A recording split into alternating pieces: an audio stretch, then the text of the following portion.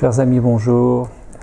J'ai grand plaisir, une fois de plus, à vous proposer la rencontre d'un ancien stagiaire, d'un ex-stagiaire, en l'occurrence Gilles, chez qui nous sommes. Bonjour Gilles. Bonjour Gabriel. Donc nous sommes chez toi en Normandie. Oui.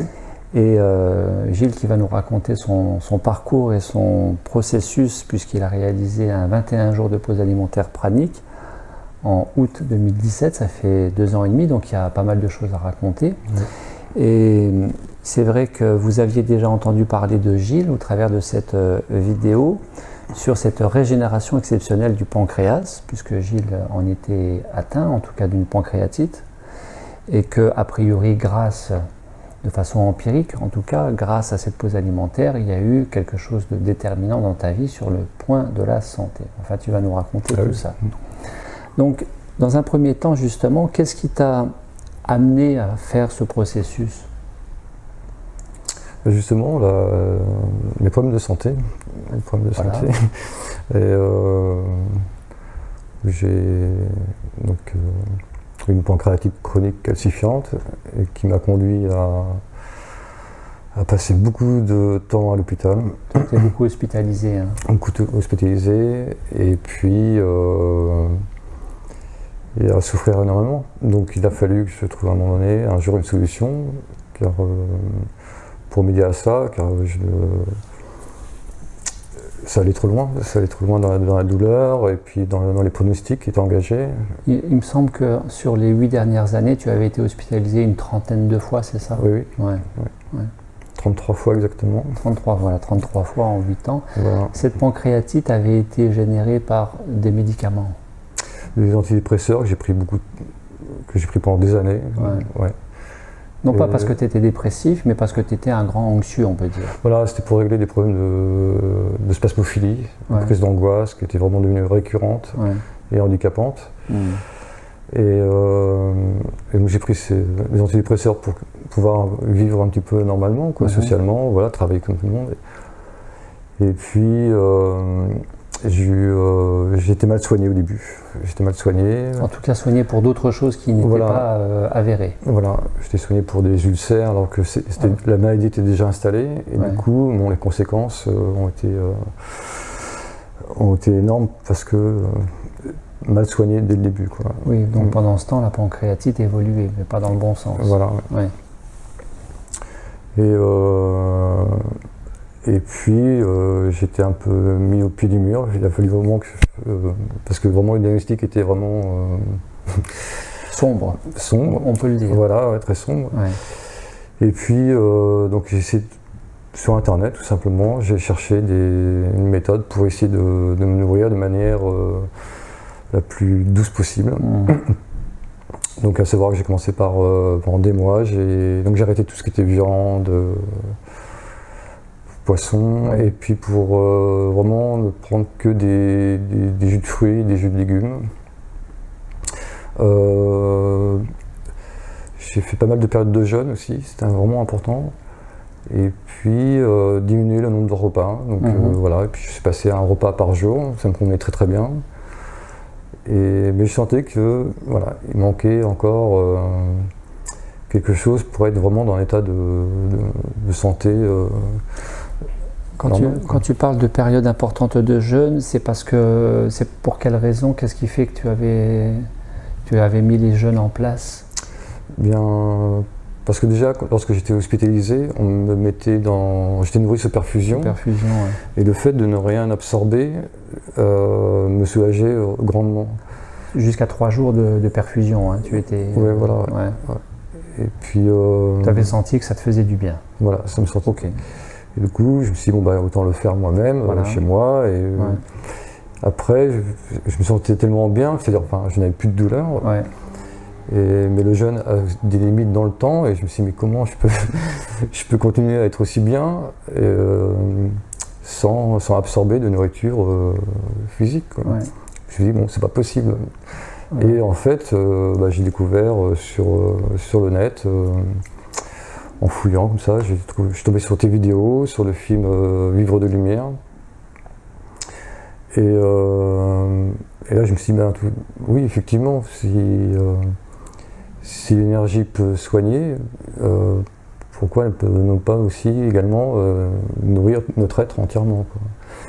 Mais est-ce que la nourriture n'est pas déjà un soin? Oui. La nourriture, est-ce que ce ne serait pas dans l'idéal d'une nourriture adaptée sur tous les plans de l'être humain, et pas que sur le plan physique, mais aussi sur le plan de l'équilibre émotionnel, entre autres? Eh bien, en soi, c'est déjà un soin, au moins un soin préventif, on peut le dire, il me semble. Ah oui, oui, mais c'est là que je me suis aperçu que la nourriture, c'était autre chose que ce qu'on pouvait absorber, et que c'était, ce qui me nourrissait vraiment, effectivement, c'était cette conscience du présent, vraiment, donc en passant par des méditations, par toujours cette conscience du schéma corporel, des sensations, de l'ancrage, enfin de tout ça, quoi. Et petit à petit, j'ai vraiment développé cette idée que, effectivement, tout était nourriture, quoi. Donc ça s'est fait progressivement. On est toujours dans cette phase de... Qu'est-ce qui t'a amené à cette pause alimentaire de août 2017, dans le Cantal, le 4 août précisément, 2017. Et après quoi, il s'est passé plein de choses. Mais au final, c'est surtout une question de santé qui t'a qui t'a motivé.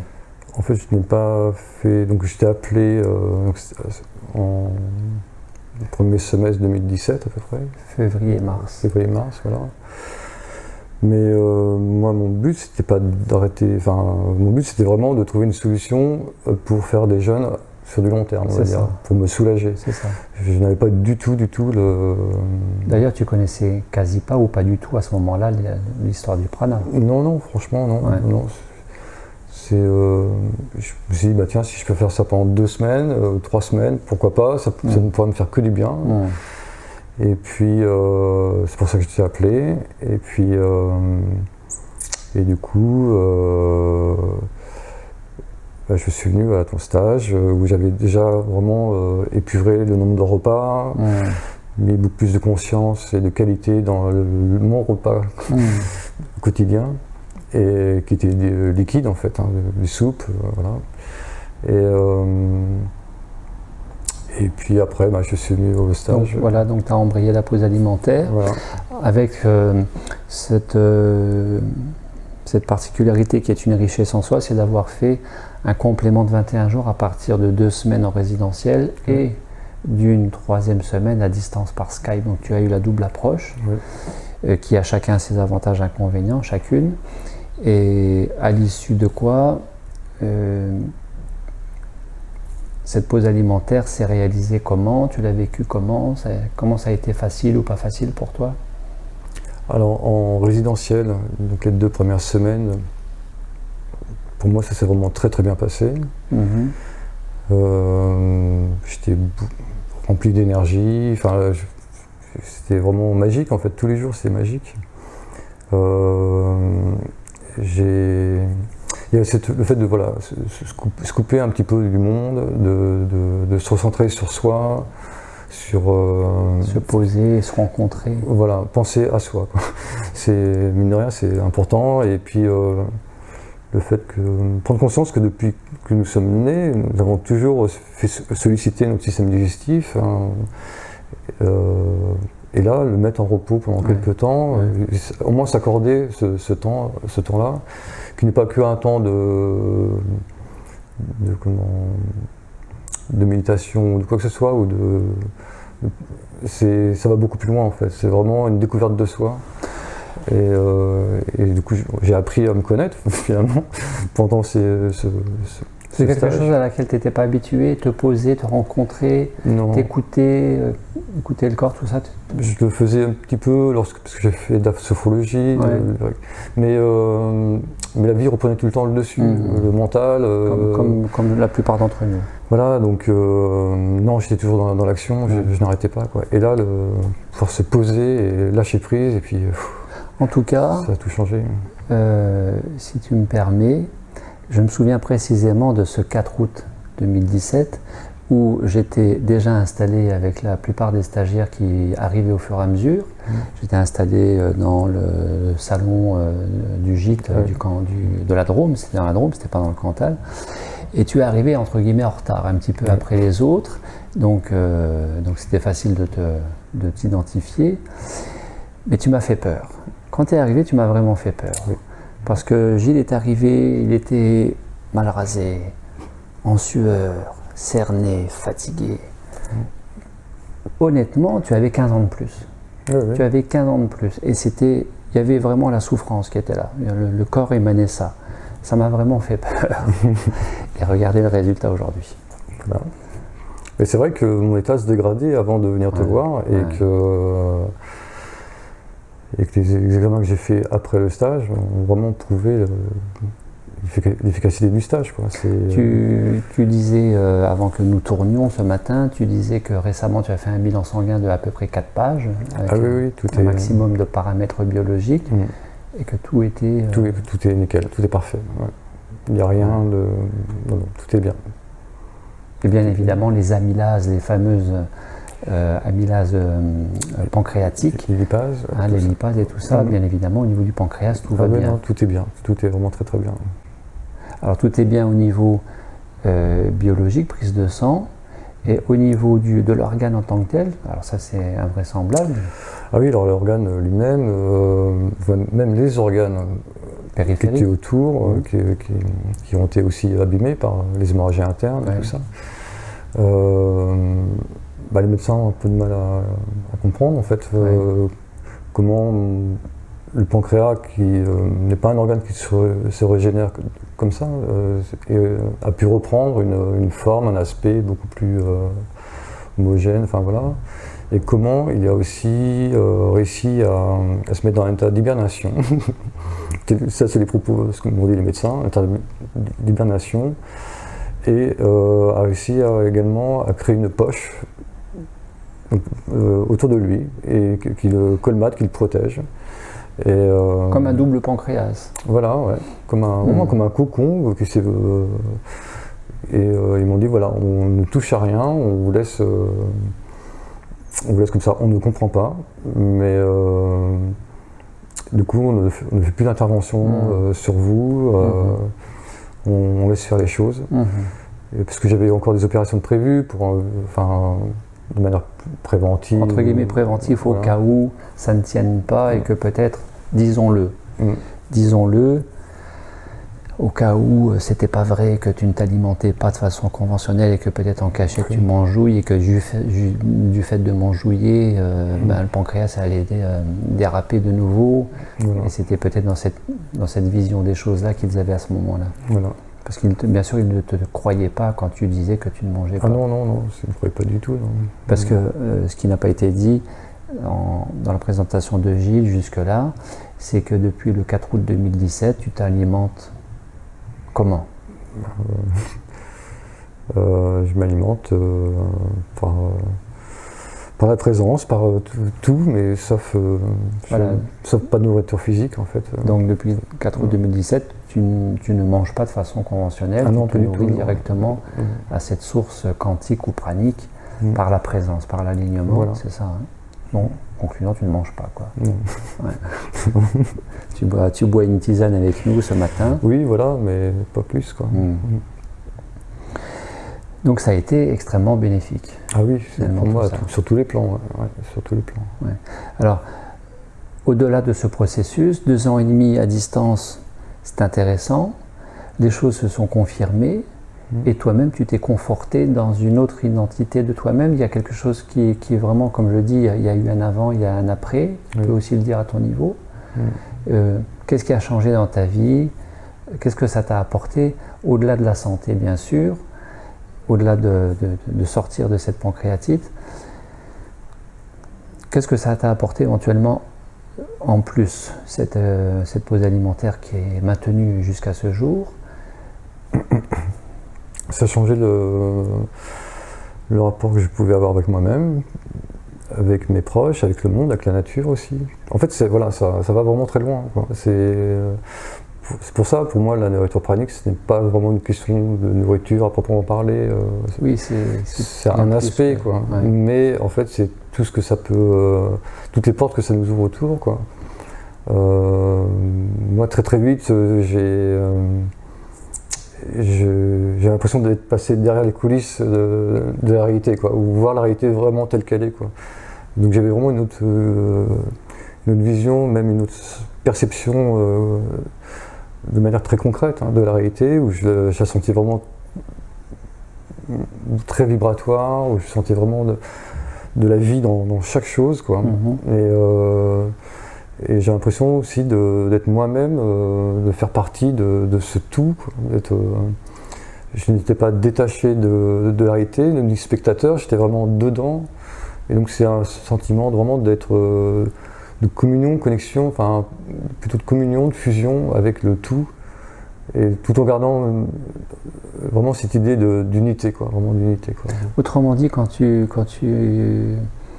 évoquais une autre perception d'une autre réalité que intuitivement tu pressentais depuis peut-être longtemps, c'est que cette aventure de pause alimentaire t'a fait connecter cette conscience au-delà de la pseudo-conscience de la dualité, de la séparation, que justement nous ne sommes pas séparés, mais que nous sommes reliés au tout, nous sommes le tout, voilà. C'est ça, c'est l'état de communion.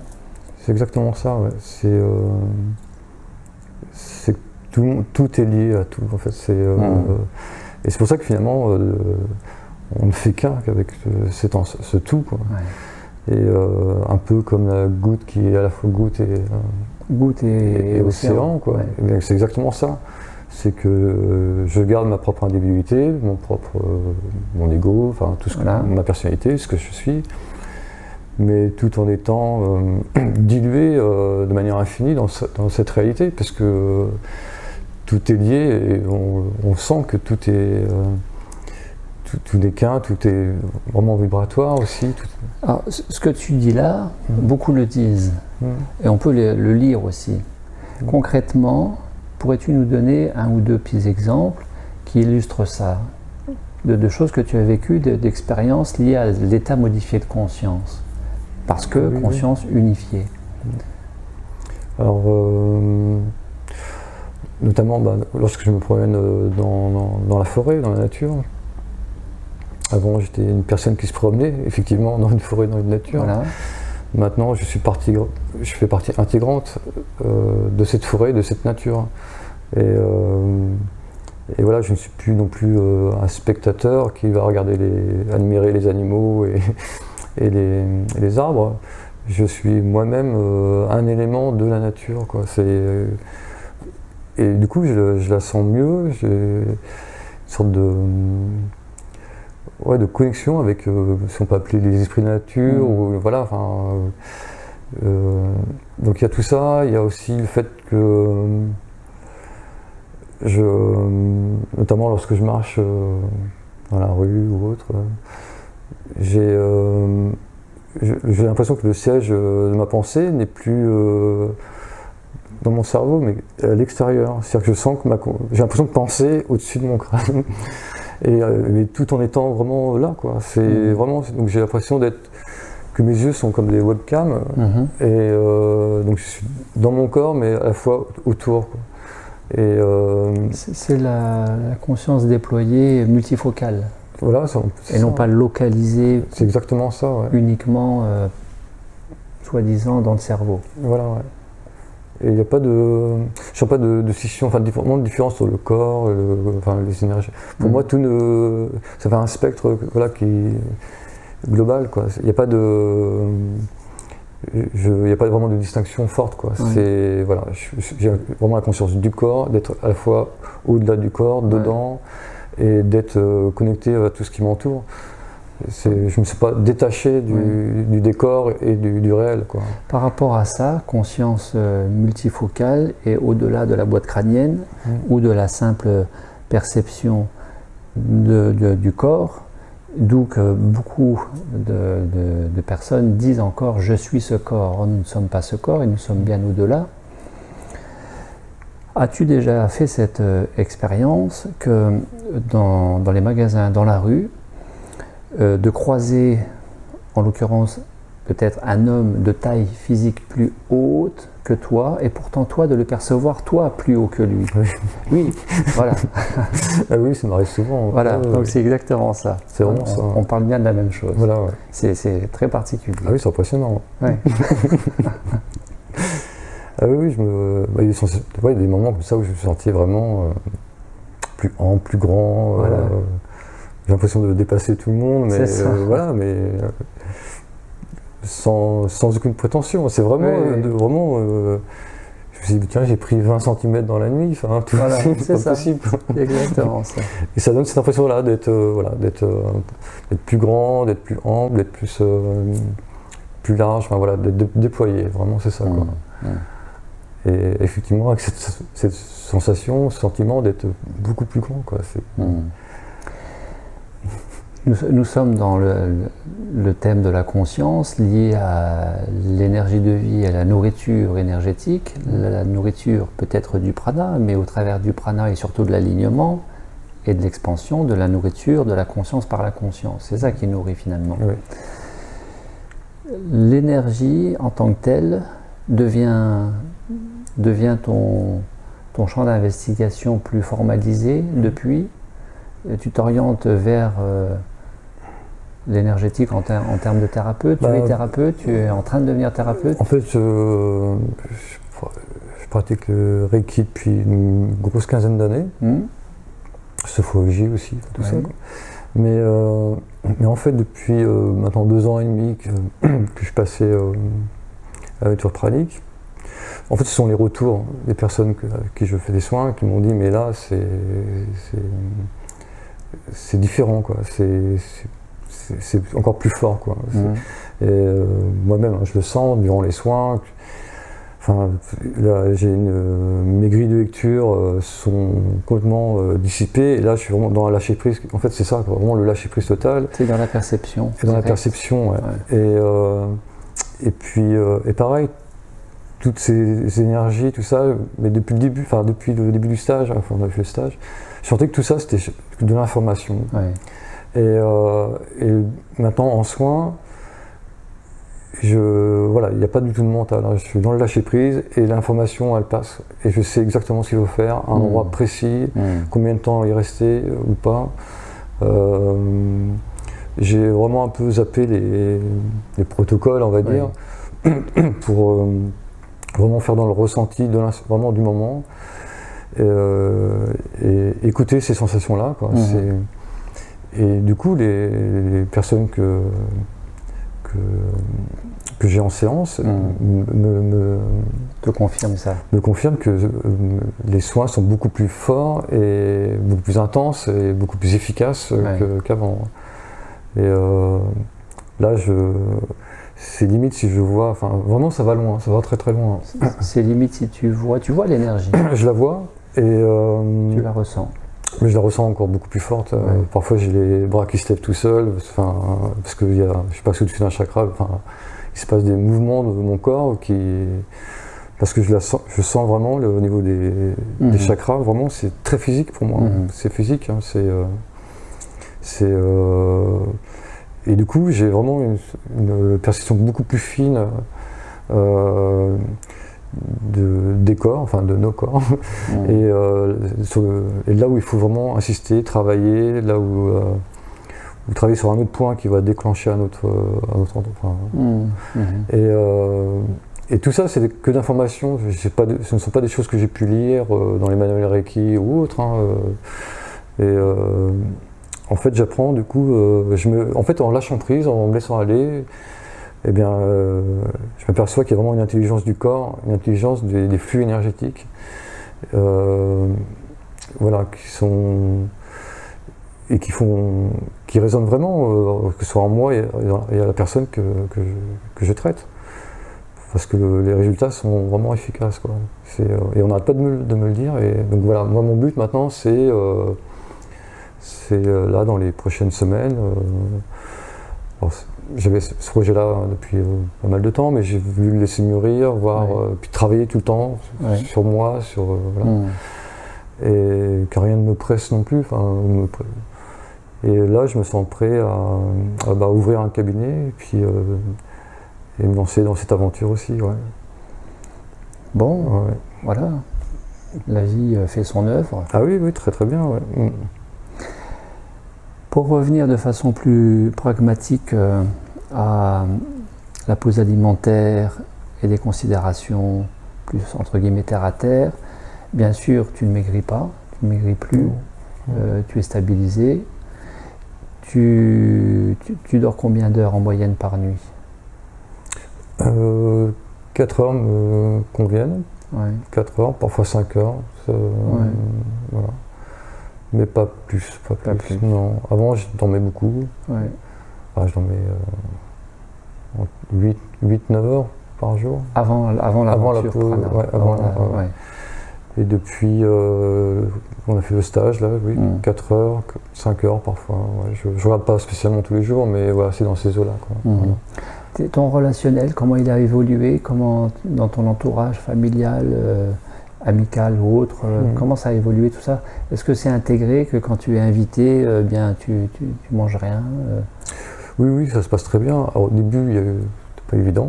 Beaucoup d'étonnements, d'interrogations. Oui, au début, c'était.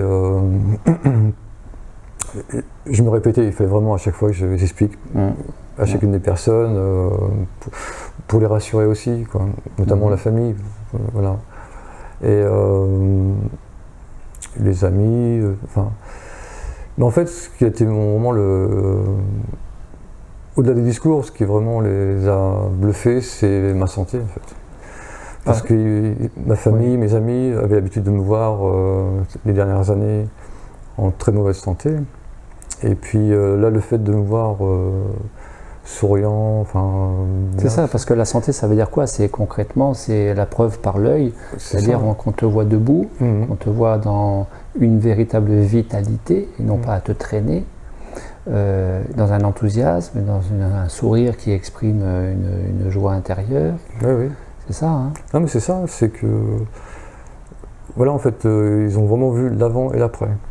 Et ça, c'était la meilleure preuve, en fait. Au-delà des discours, j'avais voulu leur expliquer. Non.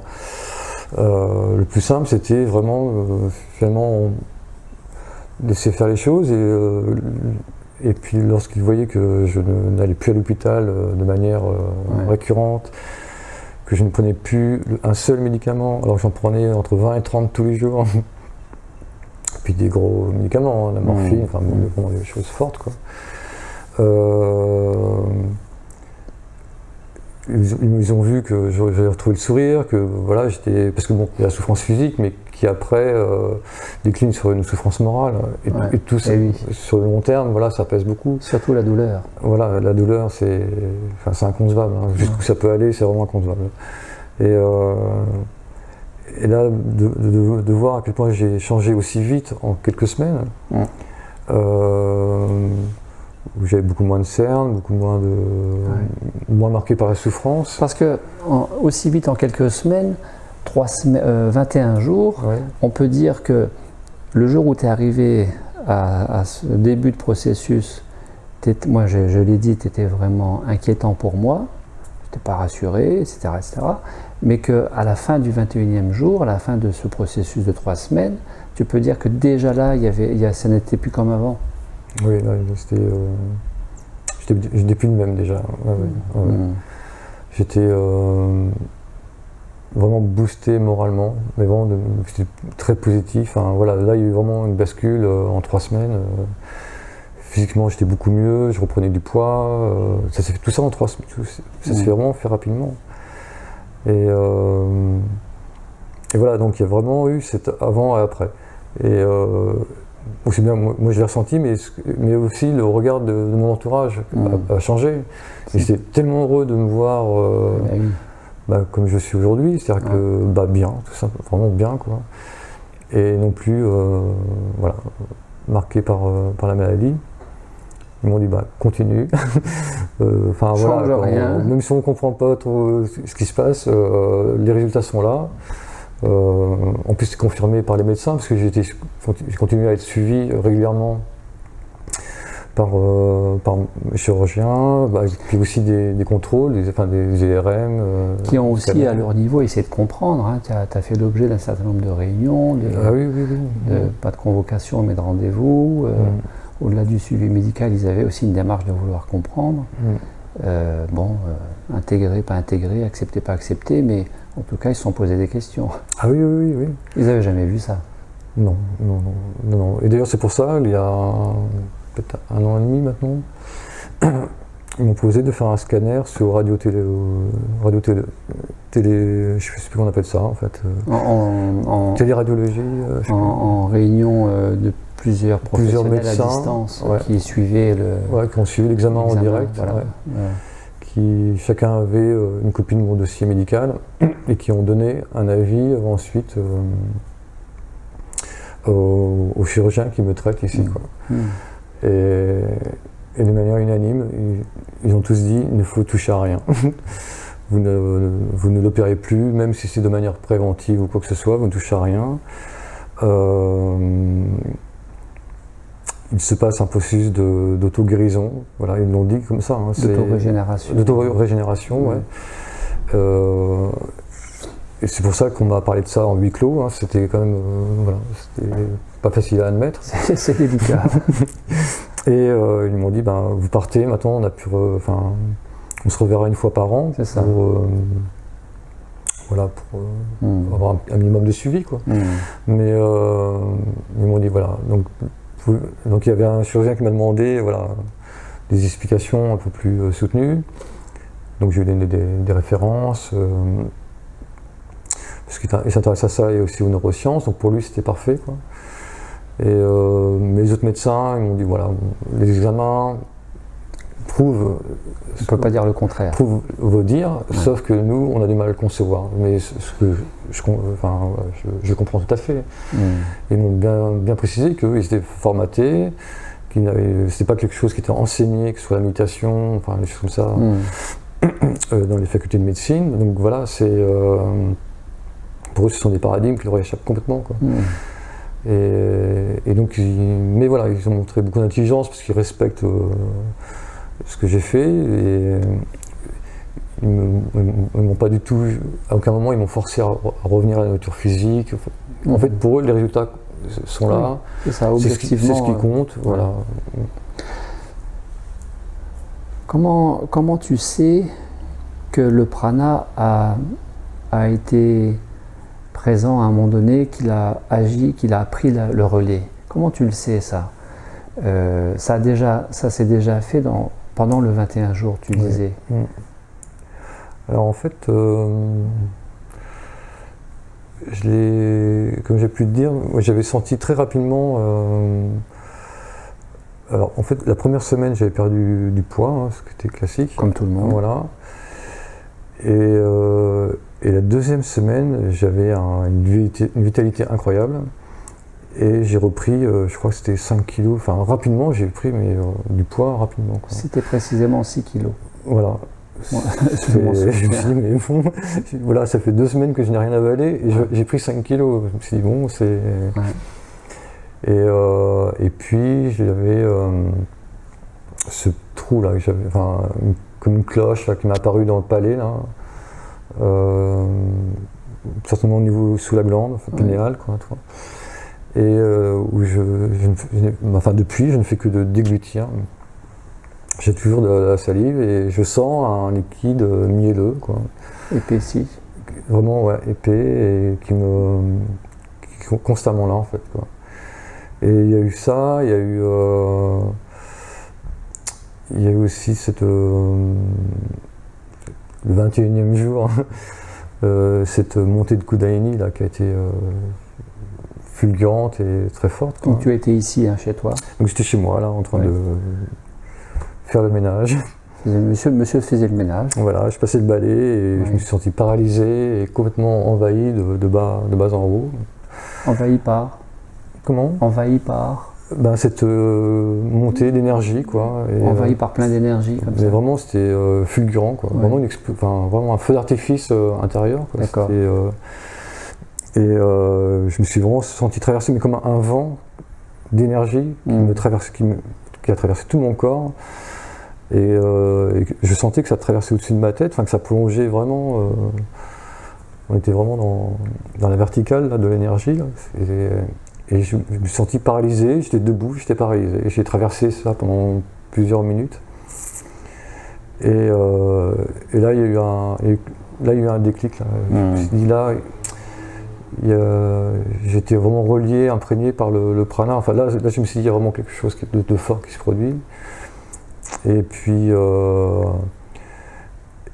ça a ouvert plein de portes en même temps.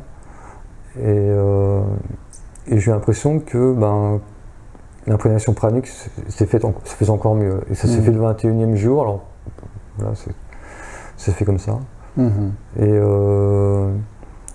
Et très très vite, en fait, il y a eu ce déploiement de conscience, enfin cette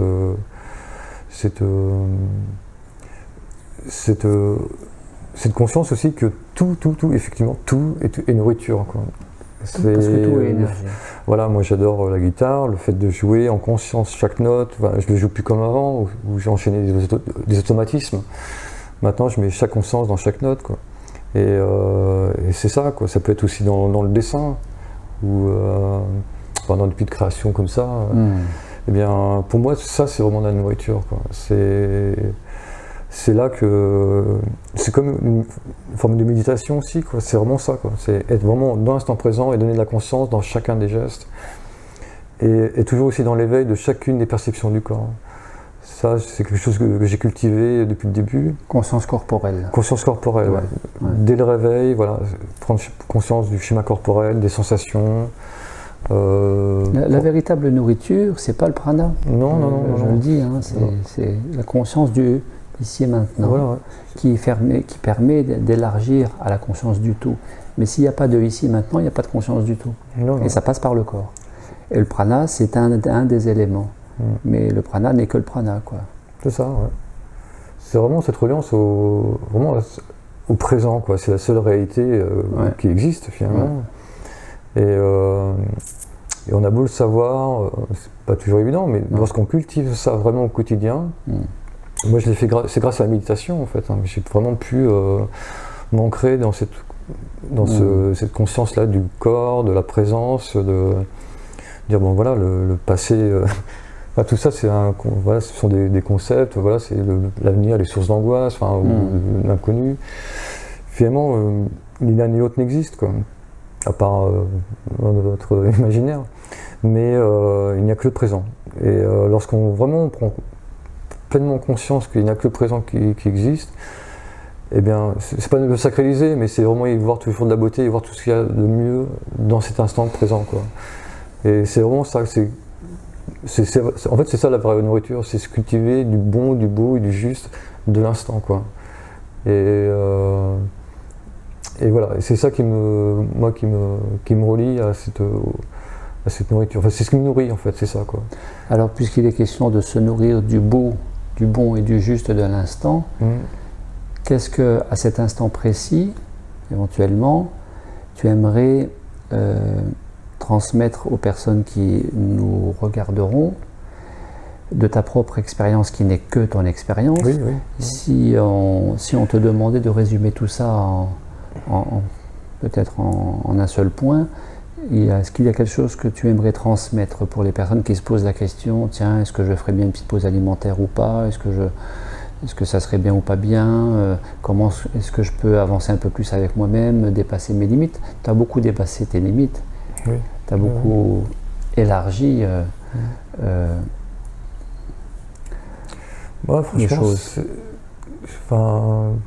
Même si j'ai du conseil à donner à personne, c'est quand même essayer de cultiver vraiment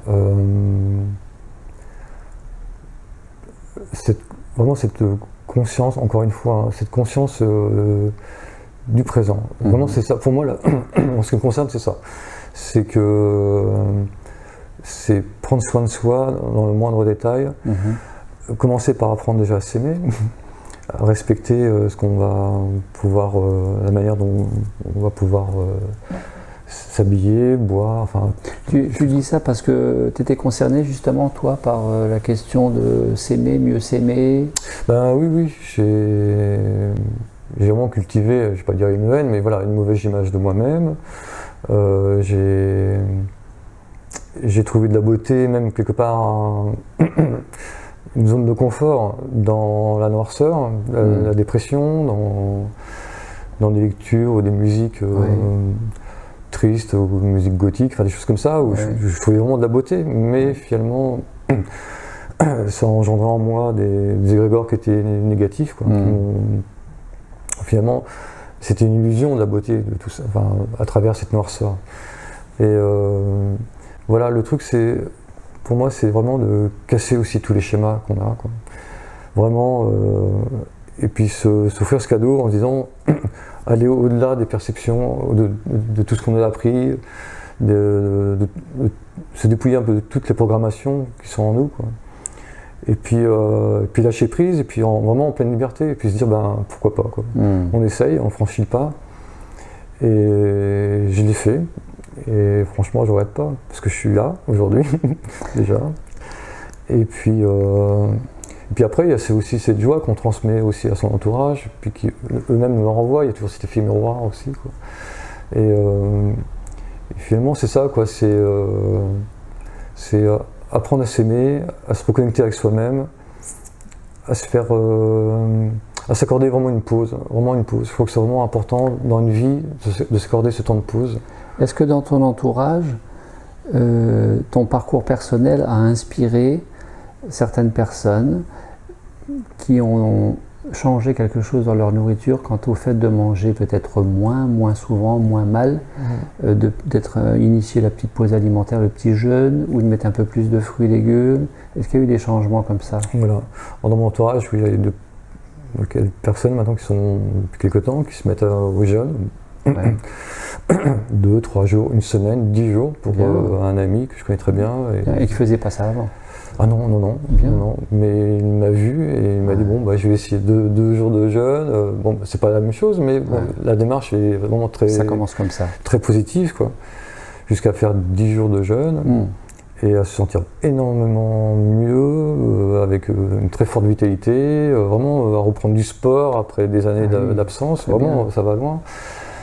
Il y a aussi, encore une fois, par rapport à mon entourage, j'ai réussi à faire prendre conscience aussi de l'importance de ce qu'on a, la qualité. Voilà, apprendre à s'aimer, c'est apprendre aussi à donner le meilleur pour soi-même, quoi. Et donc aller chercher ses fruits, ses légumes. Dans la mesure du possible. Voilà, dans la mesure du possible, dans une ferme, sur un marché, enfin, vraiment les choses les plus saines. Vraiment se déconnecter un petit peu de tout ce qui est la grosse industrie. Voilà, ça c'est vraiment s'en échapper. Il y a aussi le fait d'arrêter la viande, poisson. Moi, c'est pas évident tout le temps parce que même moi j'adorais cuisiner, j'adorais la viande. Enfin, j'étais un bon vivant, j'aimais bien manger, quoi. Mais il y a eu un cap, et un cap notamment sur le côté sacré de la vie, quoi. Et puis sur le fait une question de responsabilité aussi, quoi. Voilà, est-ce qu'on est capable de tuer l'animal qu'on va manger, quoi. Et le fait d'acheter un boucher, enfin n'importe où de la viande, on se déresponsabilise vraiment de ce qu'on va donner à son corps. Et il n'y a pas de problème de conscience, on mange, et voilà, je n'ai pas tué l'animal, on n'a rien vu, tout ça. Mais voilà, il faut quand même voir ce qui se passe, il faut prendre conscience que voilà, on tue un animal pour nous, quoi. On n'a pas besoin de ça. On peut très très bien manger et rester en très bonne santé avec des fruits, des légumes, à partir du moment que c'est riche, varié. Voilà, c'est ça. Il n'y a pas de souci, quoi. Donc voilà, dans mon entourage, c'est plutôt un petit peu ça. C'est vraiment arrêter la viande, arrêter de manger 3 repas par jour, faites-en un seul mais de qualité, et manger doucement, en conscience. Et souvent, lorsque je dis ça, je dis mais mange juste en fonction de ta faim et vraiment en conscience, pas manger machinalement. De la faim physique. La faim physique, et sans faire autre chose à côté, quoi. Mais vraiment, voilà. Eh bien, les personnes, au bout en fait, en général, ils laissent la moitié de leur assiette, quoi, en disant bah j'ai plus faim. Parce qu'ils mangeaient d'habitude en disant faut finir l'assiette, ou je la finis parce qu'en mangeant machinalement, tout en faisant autre chose à côté, discutant, enfin bref. Mais lorsqu'on le fait vraiment en conscience et qu'on suit vraiment son corps en disant bon, j'ai une faim, je vais la combler, et on s'aperçoit qu'on mange beaucoup trop, vraiment beaucoup trop, pour combler cette faim, quoi. Et là après il s'agit plus de faire plaisir à la personne qui a cuisiné, enfin, voilà, ou alors de peur de jeter, mais finalement on ne respecte plus son corps. Et c'est ça que j'essaie, tant bien que mal, d'essayer de dire voilà, écoutez votre corps et lui donner lui ce dont il a besoin, mais pas plus. Ça sert à rien. S'il a besoin de plus, il le réclamera plus tard. Mais voilà, c'est vraiment respecter son corps, les limites du corps, et être dans le juste, c'est-à-dire aussi la juste mesure des choses, c'est-à-dire ne pas être en dessous, être au-dessus au niveau des quantités, mais voilà, avoir une quantité juste avec une qualité optimale. Bon. Donc c'est plutôt ça. Ouais. Très bien. Est-ce que tu souhaitais rajouter autre chose pour la touche finale? Le mot de la fin, c'est toujours l'interviewé qui l'a. En fait, moi, j'ai voulu témoigner aussi par rapport à toutes les personnes qui ont traversé ou qui traversent aujourd'hui encore des maladies digestives. Ouais. C'est surtout pour ça que je voulais parler, quoi. C'est s'accorder des périodes de jeûne, déjà. Je pense que ça peut être bien. Et puis voilà, essayer d'aller voir le monde au-delà de ce qui nous est donné de voir et se dire mais pourquoi pas aller un peu plus loin que le jeûne, pourquoi pas passer comme moi je l'ai fait, parce que ça m'a apporté que du bien-être sur tous les plans. Sous une forme ou une autre, de temps en temps s'offrir, d'oser élargir sa zone de confort. Voilà, ouais. C'est exactement ça. Ouais. Pour davantage de confort, plus de confort. Oui, voilà. Ce qui est ton cas aujourd'hui. Voilà. Non, mais c'est vraiment important. C'est vraiment, moi, je trouve que tout est là en fait, quoi. Ouais. C'est voilà, apprendre à s'aimer, apprendre à donner le meilleur à soi-même, et puis et sans forcer les choses, mais vraiment sans les forcer, hein. Vraiment tout le temps en étant dans le lâcher prise, voilà, vivre dans l'instant. Eh bien, c'est plus seulement notre corps physique auquel on fait du bien, mais c'est vraiment aussi notre conscience, et puis on sent que celle-ci se déploie, qu'elle capte des informations, elle est devenue beaucoup plus sensitive, elle capte vraiment beaucoup de choses. Et puis c'est ce sentiment de bien-être qui est constant en fait, hein, bien-être, une sorte de joie sans raison particulière, sans objet, quoi. Bien-être physique et joie de la sphère conscience, voilà, ouais, qui est permanente. C'est clair. Ouais. Et une fois qu'on a goûté à ça, tu fais pas marche arrière. Non, parce que tout est lorsqu'on est bien moralement, physiquement, au niveau vibratoire, enfin à tous les niveaux, que demander de mieux, quoi. C'est ça, quoi. Et après, voilà, il s'agit de faire son propre chemin, comme je fais le mien, et puis toujours aller au fond de soi, pour toujours dépouiller un petit peu, toujours aller au fin fond de soi. Puis, c'est quelque chose qui continue, ça. Ça continue toujours. On n'est jamais arrivé. Ah non, mais pour moi, voilà, j'ai fait 2 pas sur un... c'est pas bon.